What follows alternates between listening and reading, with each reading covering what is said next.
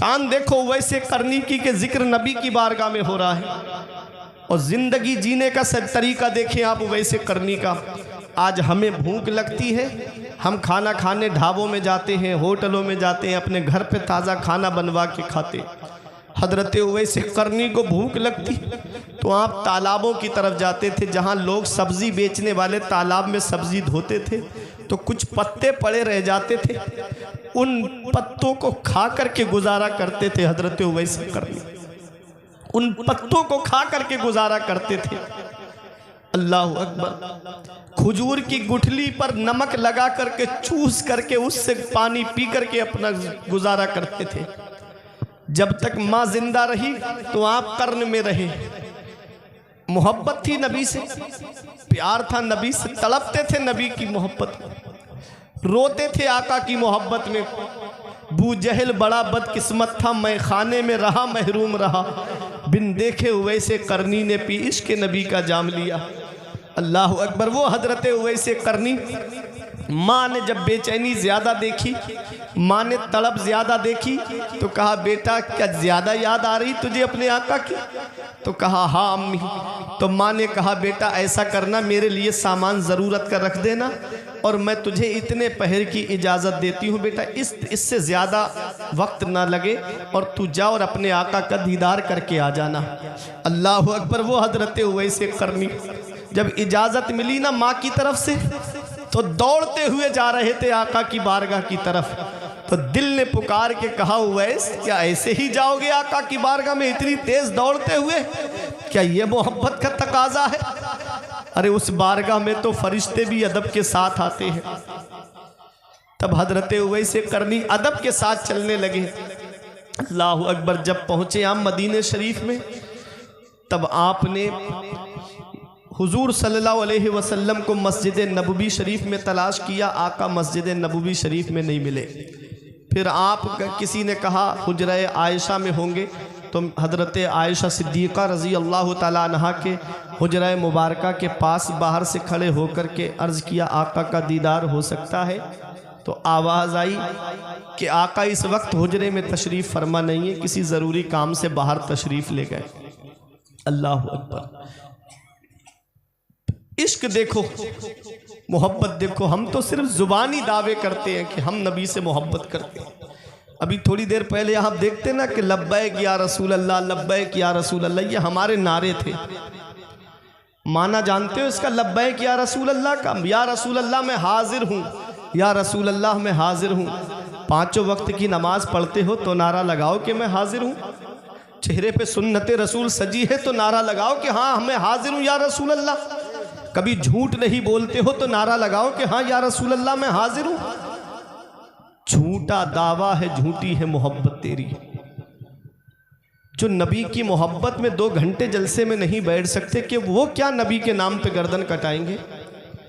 सिर्फ दावा करते हैं कि हमको नबी से मोहब्बत है, हमको नबी से प्यार है। मैं बता दूं नबी के ग़ुलाम कैसे होते हैं, नबी के आशिक कैसे होते हैं। मौलाना ग़ुलाम गौस हज़ारवी एक आलिम दीन गुजरे हैं।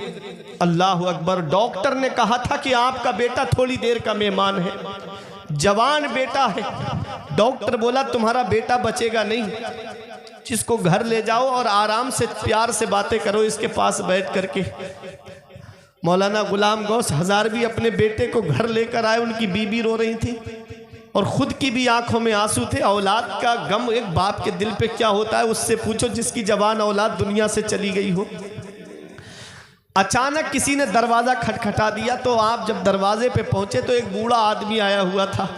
पूछा क्या बात? कहा कि मैं यहीं पड़ोस में आपके यहाँ रहता हूँ, गाँव में।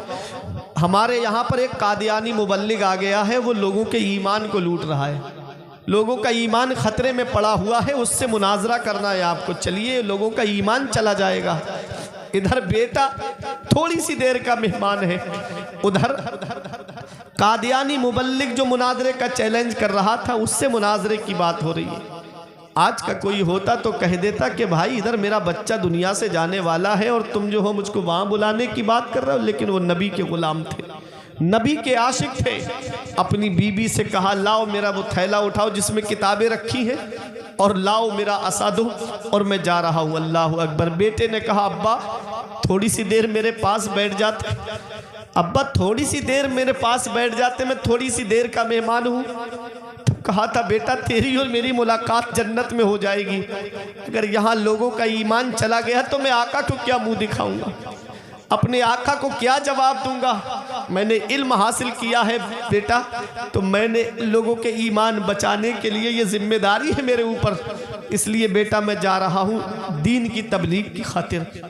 जब चले तो बीबी ने कहा कि शौहर रुक जाते थोड़ी सी देर, लेकिन नहीं, कहा मेरी बीबी मेरी शरीक हयात, मुझे बहुत बड़े फरीज़ा अंजाम देने के लिए जाना है। जैसे ही घर से बाहर निकले, उस वक्त जो सवारी चलती थी उसमें बैठे तो कोई दौड़ता हुआ आया और उसने कहा तुम्हारे बेटे का इंतकाल हो गया, थोड़ी सी देर रुक जाओ, उसका नमाज जनाजा दफन के बाद में चले जाना।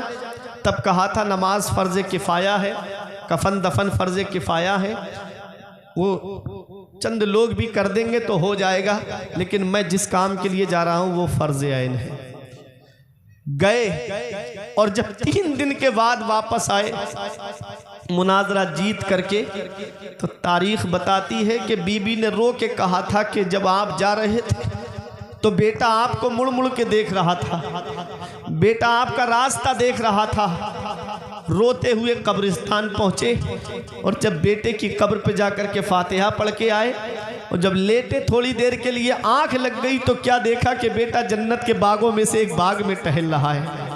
पूछा बेटा क्या हाल है तेरा, तो कहा अब्बा जो आप नामूस तहफ़्फ़ुज़ नामूस रिसालत के लिए निकले थे, अल्लाह रब्बुल इज़्ज़त को आपकी ये अदा इतनी पसंद आई है कि अल्लाह ने मुझको जन्नत अता फरमा दी है। ये है नबी की सच्ची मोहब्बत, ये है नबी का सच्चा इश्क। तभी तो मेरा इमाम कहता है उन्हें जाना उन्हें माना, न रखा गैर से काम, उन्हें जाना उन्हें माना, न रखा गैर से काम। लिल्लाहिल हम्द में दुनिया से मुसलमान गया, लिल्लाहिल हम्द में दुनिया से मुसलमान गया। नबी की मोहब्बत देखनी है, नबी से इश्क देखना है, नबी से सच्चा प्यार देखना है, तो हजरत उवैस करनी को देखो। हजरत उवैस करनी बेचैन हो जाते हैं जब नबी का दीदार नहीं होता है। माँ से जो वादा करके आए थे वो वक्त पूरा होता जा रहा है, वहाँ से वापस आ गए, आंखों में आंसू थे। जब निकले मदीने शरीफ से मेरे आका तशरीफ लाते हैं, इरशाद फरमाते हैं आयशा क्या कोई आया था? अर्ज करती है हाँ या रसूल अल्लाह, एक आए थे, उन्होंने मुझे अपना नाम नहीं बताया। मैंने पूछा अपना नाम तो बताओ, तो कहते मेरा नाम आका को मालूम है, मेरे आका मेरे बारे में जानते हैं। मेरे आका ने इरशाद फरमाया मेरा उवैस आया था, मेरा उवैस आया था। अल्लाह अकबर। वो हजरत उवैस करनी है।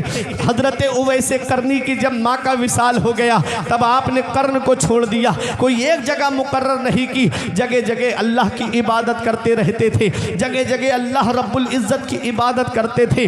ढूंढने वाले उनको ढूंढते लेकिन आप उनको मिलते नहीं थे। अल्लाह अकबर। कौन उवैस करनी है? आओ ज़रा देखो, जब आप हजरत उमर फारूक आज़म का दौरे खिलाफत आता है तो आपने हज के मौके पे तमाम हाजियों से फरमाया कोई हाजी अरकान हज अदा करने के बाद जाए नहीं, मुझे ज़रूरी बात करनी है। तमाम हाजी ठहर जाते हैं बुकुबैस पहाड़ी के नीचे।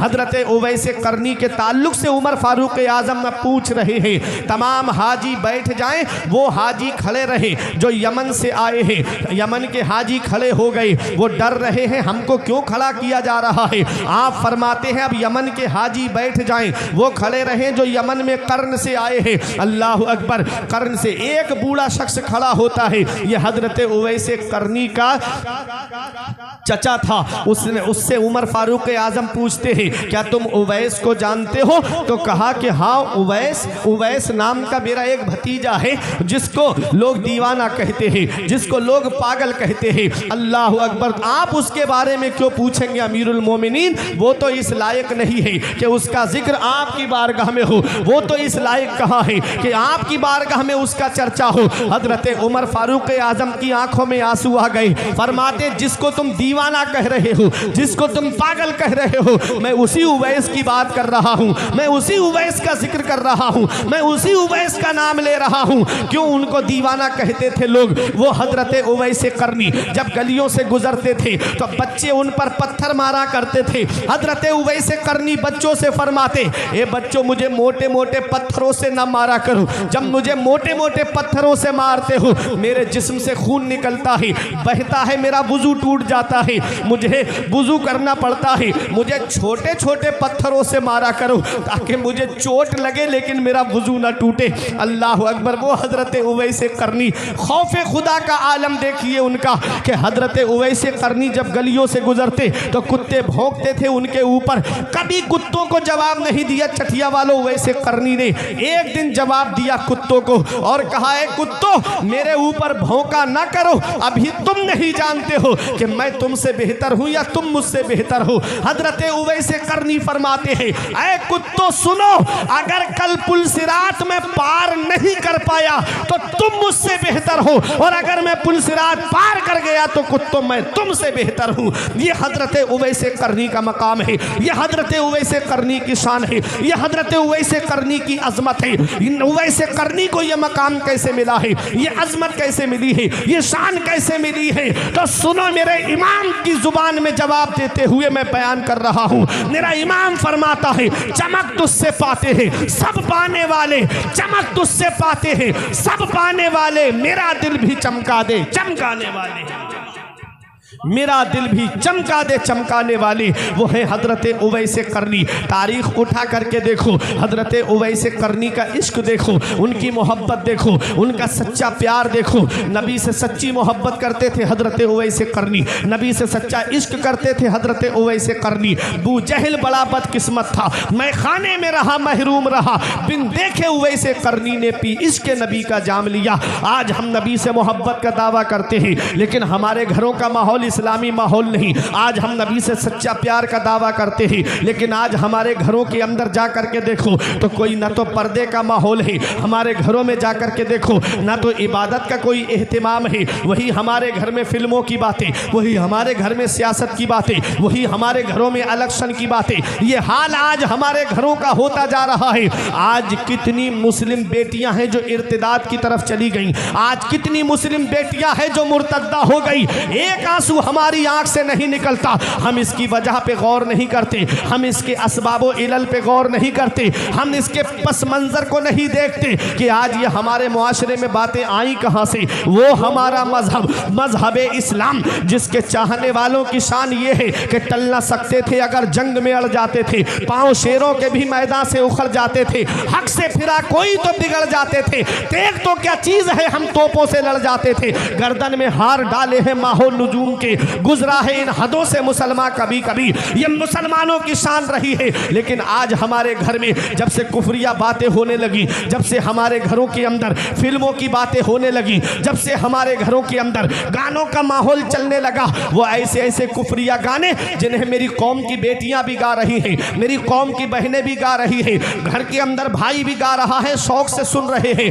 ऐसे ऐसे कुफरिया गाने जिन पर आदमी एतकाद रख ले, यकीन रख ले तो उसका ईमान चला जाए। अब बताओ, घर के अंदर फिल्में चल रही हैं और उन फिल्मों में कुफरिया डायलॉग आ रहे हैं, कुफरिया गाने आ रहे हैं। अब ऐसे आलम ने शौक से खुश होकर के आदमी उस डायलॉग को बोल रहा है तो बताओ उसका ईमान जाएगा कि नहीं जाएगा? और जब ईमान चला गया उसका तो अब शैतान के चुंगल में वो पहुंच गया। अब शैतान जिस मजहब में चाहे उसको कन्वर्ट करा दे। ये हाल आज हमारे घरों का होता जा रहा है। 15-20 लोगों का परिवार हमारे घर में, कभी दिल में ख्याल नहीं आता कि आज सब लोग बैठ करके कुरान की तिलावत करें। आज 10-12 लोगों का परिवार हमारे घर में, कभी दिल में ये ख्याल नहीं आता कि आज जुमे की नमाज के बाद सब लोग नबी पे दुरूद पाक पढ़े। अरे अपनी बेटियों को हजरत फातिमा का पर्दा बताओ, हजरत ज़ैनब का पर्दा बताओ, हजरत सकीना का पर्दा बताओ और बताओ मेरी बेटी, ऐ मेरी बहन, ईमान की दौलत सबसे बड़ी दौलत है।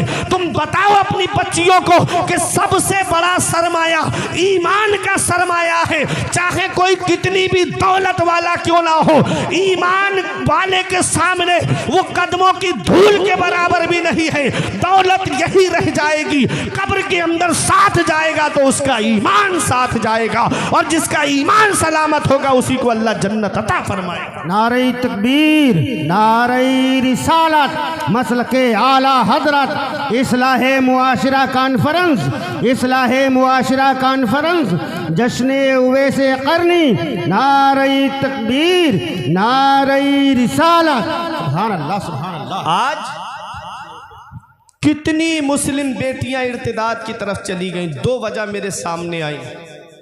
एक वजह तो ये समझ में आई कि आज हमारे यहाँ पर शादियाँ लेट बहुत हो रही हैं, शादियाँ लेट होती जा रही हैं, उम्रें बढ़ती जा रही हैं। अब आज मुझे भूख लगी है और खाना 3 दिन के बाद मिलेगा, तो मुझे अपनी भूख मिटाने के लिए तो कोई ना कोई तो रास्ता चुनना पड़ेगा।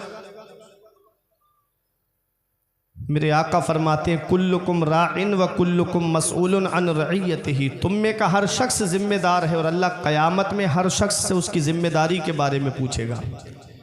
बाप औलाद का ज़िम्मेदार है, बड़ा भाई छोटे भाई बहनों का ज़िम्मेदार है, शौहर बीवी का ज़िम्मेदार है। लड़का लड़की जवान हो जाए, माँ बाप अगर उनका निकाह न करे और उनसे कोई गुनाह सरजद हो जाए तो उस गुनाह की सज़ा उनको तो मिलेगी ही, लेकिन क़यामत में उनके माँ बाप को भी उसकी सज़ा मिलेगी। अपने बच्चों की शादी वक्त पर क्यों नहीं की। और आज शादियाँ इतनी महंगी होती जा रही हैं। नबी ने फरमाया था निकाह आसान करो, ज़िना दुश्वार हो जाए।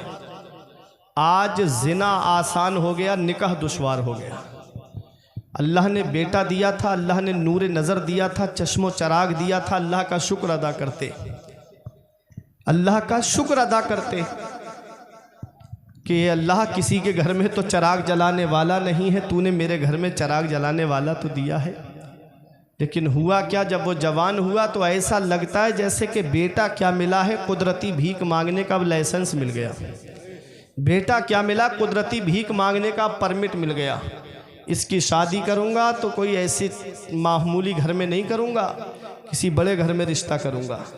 फला को मेरे पड़ोस में 4 व्हीलर मिली है वैगनार, तो मुझे स्विफ्ट चाहिए, क्रेटा चाहिए। इतनी लंबी लंबी डिमांडों के दरवाजे खोल रखे हैं। बाप दादा ने मेहनत की कमाई से टूटी साइकिल नहीं ली और इनको गाड़ी और इनको शादी में कार चाहिए। ये आज हाल है हमारे मुआशरे का। ये आज हमारा मुआशरा तबाही के उस दहाने पे पहुंच गया है। मुझे बताओ, अगर जहेज़ में आपको 4-5 लाख रुपए मिल भी गए तो वो कितने दिन तक चलेंगे? अरे 1 साल चलेंगे, 2 साल चलेंगे, 3 साल खा लोगे, 4 साल खा लोगे, कितने साल तक चल जाएंगे वो पैसे? क्या किसी के देने से पूरा हुआ है? कोई इंसान किसी इंसान को क्या देता है? आदमी सिर्फ वसीला है, खुदा देता है। कोई इंसान किसी इंसान को क्या देता है? आदमी सिर्फ वसीला है, खुदा देता है। अल्लाह देगा तब हमारे घर का गुजारा होगा, उसका रसूल देगा तब हमारे घर में पूरा होगा। किसी इंसान के देने से कुछ नहीं होता। और किसी का दिल मत दुखाना। मौलाना रूम फरमाते अज हजार हा काबा यक दिल बेहतरस्त, दिल बदस्त ताबुर के हज अकबरस्त। किसी मुसलमान का दिल रख लेना, किसी मुसलमान का टूटा हुआ दिल जोड़ देना, ये हज अकबर है। अल्लाह बड़े वाले हज का सवाब अता फरमाता है। लेकिन आज हम दिल तोड़ने जोड़ने का सबब नहीं बल्कि तोड़ने का सबब बनते जा रहे हैं। आज जिसके घर में 2-3 बेटियां हैं, उस गरीब को रात में नींद नहीं आती। रातों में उठ उठ करके रोता है, मौला कहाँ से इतने पैसे इकट्ठे करूं, कहाँ से मंगनी के नाम पर कैश इकट्ठा करूं, कहाँ दिखनौर के नाम पर कैश इकट्ठा करूं, कहाँ शादी में जहेज के नाम पर कैश इकट्ठा करूं। और शादी अगर कैसे कर भी लेता है ना वो गरीब, तो शादी के बाद में बच्चा हो जाए तो फिर छोचक में फला को ये सामान चाहिए, फला को ये सामान चाहिए। एक बेटी की शादी में इतना कर्ज हो जा रहा है उस गरीब आदमी पर कि और बेटियों के बालों में चांदी उतर आ रही है, बाल सफ़ेद पड़ने लगते हैं, लेकिन उनकी शादी का नंबर तक नहीं आता। ये हाल है आज हमारे मुआशरे का। अल्लाह अकबर। जब मुस्लिम बेटियां अपने बिस्तरों पे आंसू बहाती होंगी तो क्या मेरे नबी को तकलीफ नहीं पहुंचती होगी? क्या पैगंबर इस्लाम को तकलीफ नहीं पहुंचती होगी? अरे मेरा नबी तो वो है, जंगे बदर में 70 कैदी गिरफ्तार करके लाए गए, सगे चचा उसमें कैदी बन करके आए थे मेरे आका के, उनके बंद सबके पीछे पीछे कस के बंधे हुए थे। कोई जेल नहीं थी मुसलमानों की, मस्जिद नबवी के सहन में लिटा दिया गया उनको। मेरे आका थोड़ी देर आराम के लिए लेटे तो उनके कराहने की आवाज़ नबी के मुबारक कानों में पहुंची, तो मेरे आका बाहर तशरीफ लाए, अपने सहाबा से फरमाया, मेरे सहाबा इनके बंद खोल दो, इनके कराहने से मुझे तकलीफ पहुंच रही है, इनके रोने से मुझे तकलीफ पहुंच रही है। बताओ चटिया वालों, वो मेरा नबी जो काफिरों का रोना ना देखे, जब मुस्लिम बेटियां आंसू बहाती होंगी तो नबी को कितनी तकलीफ पहुंचती होगी। आज जहेज की वजह से जब बहुओं को परेशान किया जा रहा होगा तो मेरे नबी को कितनी तकलीफ पहुंचती होगी। कोई इंसान किसी इंसान को क्या देता है? आदमी सिर्फ वसीला है, खुदा देता है। इन अहसनतुम लिअनफुसिकुम व इन असातुम फलहा। रब कुरान में फरमाता है अच्छा करोगे तो अच्छाई तुम्हारे लिए है, और अगर बुरा करोगे तो इसका वबाल भी तुम्हारे ऊपर है। आज जो तुम्हारे घर में बहू बनकर आई है वो किसी की बेटी भी है, किसी की बहन भी है। आज अगर तुम किसी की बेटी किसी की बहन को परेशान करोगे तो कहीं ऐसा ना हो कि तुम्हारी बेटी तुम्हारी बहन जब किसी दूसरे के घर में ब्याह करके जाए तो कहीं उसको परेशानी ना उठाना पड़े। ऐ मेरे अजीजों, एक पैगाम है मेरा, ये जहेज की लंबी लंबी डिमांडों के दरवाजे बंद कर दो। जो तुम्हारी किस्मत में है वो तुमको मिलेगा। मौला अली शेर खुदा फरमाते हैं, किस्मत का रिस्क इंसान को ऐसे तलाश करता है जैसे मरने वाले को मौत तलाश करती है। ये मौला अली शेर खुदा का फरमान है। तो मेरे अजीजों, कोई इंसान किसी इंसान को क्या देता है?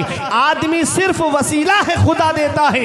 एक साहब मुझसे बोले, मौलाना मुझे मोटरसाइकिल चाहिए शादी में, मैं मांगी हुई गाड़ी पे बैठूंगा। मैंने कहा परेशान मत हो, मेरे साथ में चलो मस्जिद में। जुमे में 1 जुमा 2 जुमा 3 जुमा तकरीर करूंगा, और ऐसी तकरीर करूंगा तुम मस्जिद के दरवाजे पे रुमाल बिछा के बैठ जाना।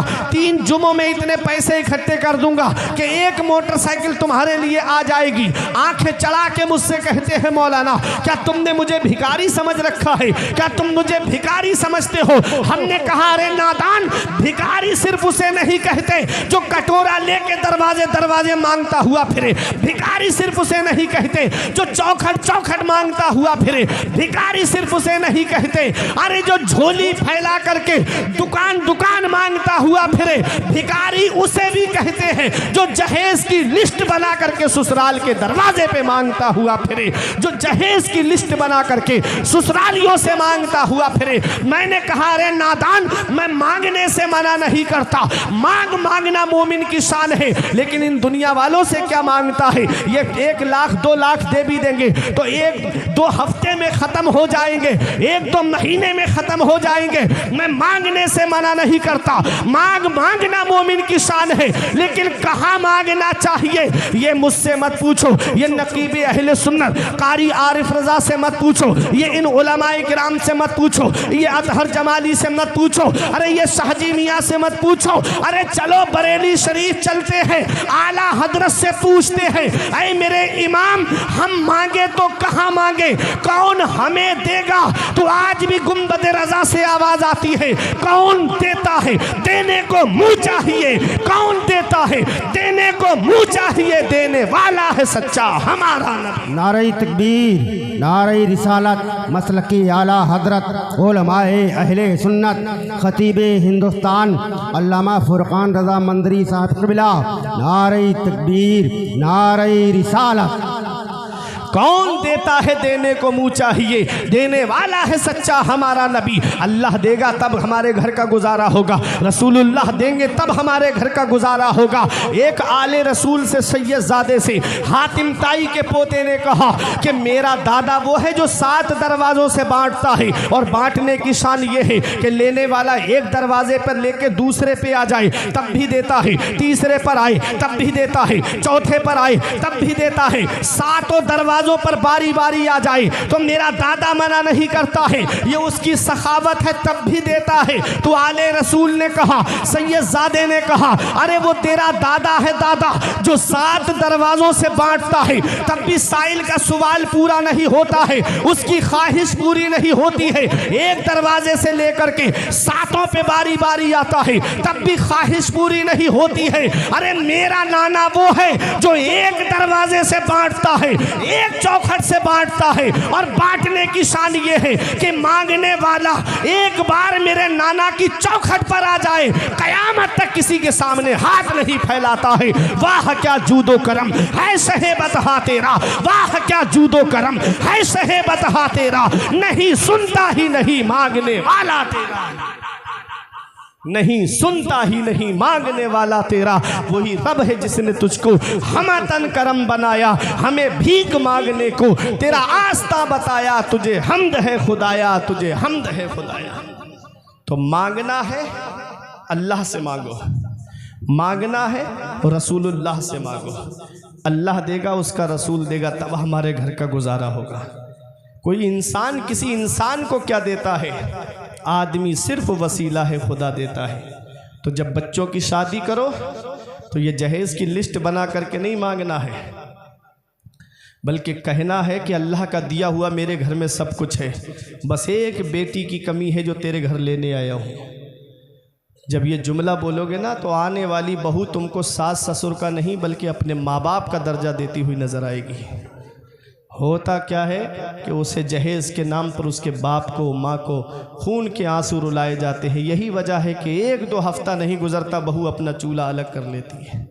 अब ये साहब परेशान फिर रहे हैं कि मौलाना साहब कोई आमिल बता दो, कोई मौलाना बता दो, कोई पीर साहब बता दो, मेरा बेटा मेरे हाथ से चला गया। हमने कहा क्या हुआ? बोले उस पर मेरी बहू ने करा दिया, अब वो अपने कब्ज़े में कर लिया है उसने। हमने कहा इसमें उसकी कोई गलती नहीं है।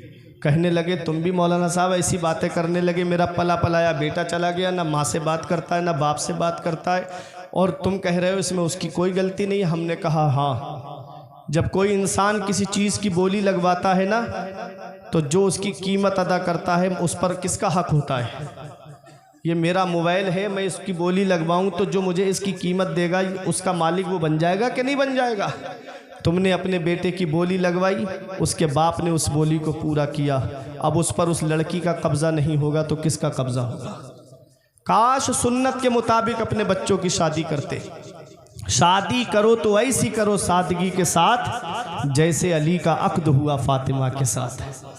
कोई इंसान किसी इंसान को क्या देता है? आदमी सिर्फ वसीला है, खुदा देता है।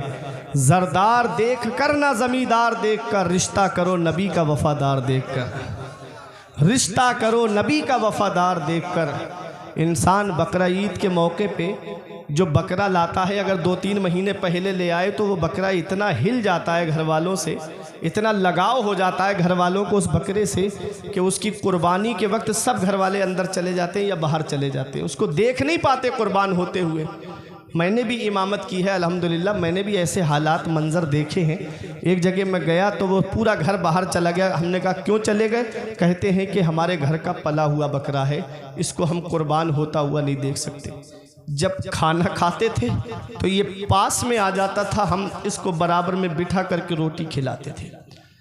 समझना चटिया वालों, एक जानवर जो 5-6 महीने हमारे पास रहे तो हमें उससे उतना लगाव हो जाता है, इतनी मोहब्बत हो जाती है कि हम उसे कुर्बान होता हुआ नहीं देख सकते। एक बाप से पूछो जो अपनी बेटी को 17-18 साल तक अपने सीने से लगा के रखता है, जो अपने जिगर के टुकड़े की हर ख्वाहिश को पूरा करता है, जब जहेज की वजह से उसकी बेटी को सताया जाता होगा तो एक बाप के दिल पे क्या बीतती होगी, एक बाप के दिल पे कैसी गुजरती होगी। इस बेटियां जहमत नहीं है, बेटियां अल्लाह की रहमत है। अरे जुल्मते वक्त में तनवीर बन के आती हैं, खुशनुमा ज़ीस्त की तहरीर बन के आती हैं। बेटियों से जिन्हें नफ़रत है ये बतला दो उन्हें, बेटियां बाप की तकदीर बन के आती हैं। बेटियों से जिन्हें नफ़रत है ये बतला दो उन्हें, बेटियां बाप की तकदीर बन के आती हैं। महक रहा है दिलों का जहान बेटी से, ज़माने भर में बड़ी घर की शान बेटी से, ज़रूरी ये नहीं बेटों से नाम रोशन हो, मेरे नबी का चला ख़ानदान बेटी से। ज़रूरी ये नहीं बेटों से नाम रोशन हो, मेरे नबी का चला ख़ानदान बेटी से। मेरे नबी ने अपनी बेटी फ़ातिमा को इतना मुख्तसर सा जहेज़ दिया था, बर रिवायत मुख्तलिफ, एक गद्दा दिया जिसमें खजूर के पत्ते या छाले भरी हुई थी, 2 तकिए दिए, एक मश्क दी और एक आपने चक्की दी ताकि घर में गल्ला पीस लिया करें, कुछ मिट्टी के बर्तन दिए थे। ये मुख्तसर सा जहेज़, ज़रूरत का सामान आका ने अपनी बेटी फ़ातिमा को दिया था। अब अगर कोई अमीर तुम्हारे सामने आके ये कहे कि मैंने उतना दिया है जितना फला नेता ने अपनी बेटी को दिया है, तो गरीबों परेशान मत होना, तुम भी सीना तान के कह देना कि तूने उतना दिया है जितना फला नेता ने अपनी बेटी को दिया है, मैंने उतना दिया है जितना मदीने वाले मुस्तफ़ा ने अपनी बेटी को दिया है। तेरे लिए वो अमीर का तरीका मुबारक हो, मेरे लिए मेरे नबी की सुन्नत मुबारक हो।